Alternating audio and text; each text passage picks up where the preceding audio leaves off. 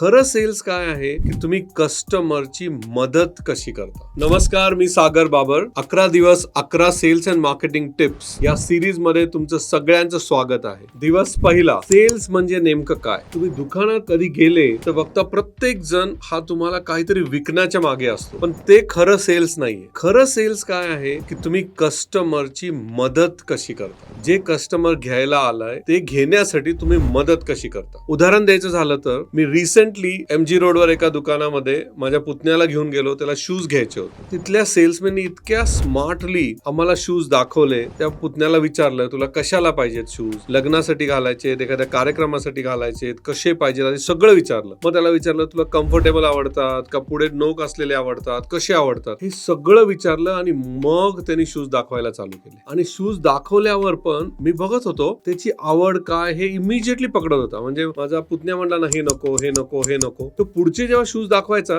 तेव्हा वेगळे त्याला आवडतील असे. आणि लिटरली 15 मिनिटात त्यांनी माझ्या पुतण्याला पटवलं की हे शूज तुझ्यासाठी चांगले का आहेत. त्याच्याकडनंच क्लू घेऊन त्यांनी त्यालाच विकले. आय थिंक विकण्यामध्ये आपल्याला सगळ्यांना हेच शिकायचंय की तुम्ही आले कस्टमर आणि हे शूज ते शूज करण्यात काही अर्थ नाही. त्याला पाहिजे काय, तुम्ही त्याला हेल्प कशी करताय. त्यामुळे हेल्पिंग माइंडसेट किंवा तुम्ही काय व्हॅल्यू कस्टमरला देताय हे महत्वाचं आहे विकण्यापेक्षा. ह्याचे दोन फायदे, एक जास्तीत जास्त कस्टमर विकत घेतील, दुसरं तेच कस्टमर तुमचे रिपीट कस्टमर बनतील. त्यामुळे तुम्ही व्हॅल्यू आणि हेल्पिंग माइंडसेटवर जास्त जावा विकण्यापेक्षा.